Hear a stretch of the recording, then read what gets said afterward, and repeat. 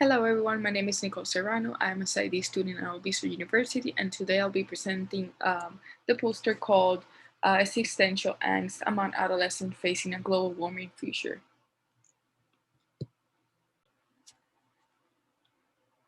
So what does it mean to be worded out with no place to go?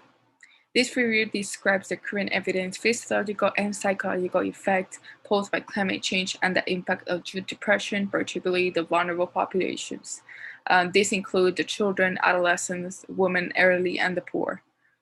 A systematic literature search was conducted through PsycInfo, ProQuest, and EBSCOhost electronic journal databases for studies that were published between 2010 and 2020, using the following keywords: youth and mental health, global climate change and mental health, climate change and youth mental distress, PTSD post-climate disaster on youth, anxiety and depression on youth post-climate change, global warming and climate warming.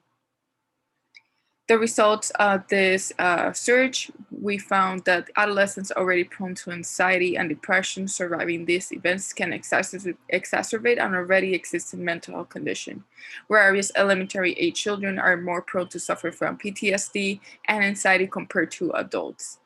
One study in the Caribbean, children are reported that they're the most vulnerable to climate change.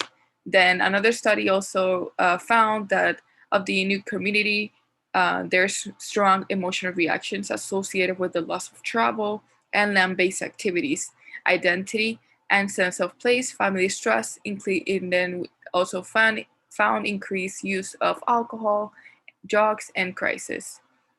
A 17-year-old diagnosed with depression in Australia was hospitalized due to climate change delusion, after being affected by the drought in Australia. Additionally, one study elaborates the importance of relationships between the sense of place, the environment, and human well-being, also named as biophilia. In contrast, one study found solastalgia to be the distress, the loss of solace caused by degradation of the environment, home, and sense of belonging. Pre-traumatic stress disorder was seen in youth in South Florida after the Hurricane Andrew. And then one study found that Nicaraguan adolescents displayed severe levels of PTSD and depressive reactions among adolescents who witnessed family members being injured. Overall, the purpose of when reviewing the literature was to bring awareness to the physiological and the psychological effects posed by climate change and its impact on mental health of youth. As we already know, the Earth becomes warmer and warmer, and we have witnessed and will continue to witness and experience an increase in storms, floods, tornadoes, fires, tropical storms, hurricanes, and cyclones disrupting the fabric and foundation of the communities. The majority of these places contain vulnerable population, unfortunately, such as the at-risk youth, children, women, oppressed or marginalized groups, and people living in poverty, specifically since they lack the means to rebuild or relocate. Global climate change is becoming more and more mainstream worldwide. Even more, a relationship exists between humans and their environment conditions. This is why climate change is a human rights issue.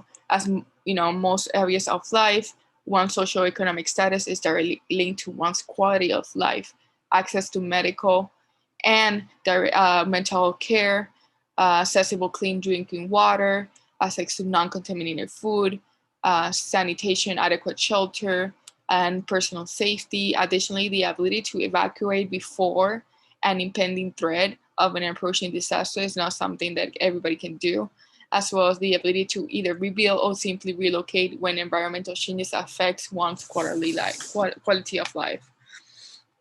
So these vulnerable populations have more prevalence to have a physiological or a psychological effect to natural disasters as a result to climate change. Particularly, the youth depression is more prone to experience these mental disorders such as the PTSD and anxiety from the existential crisis of losing one's homes, possessions, family members, pets, livestock, and their communities.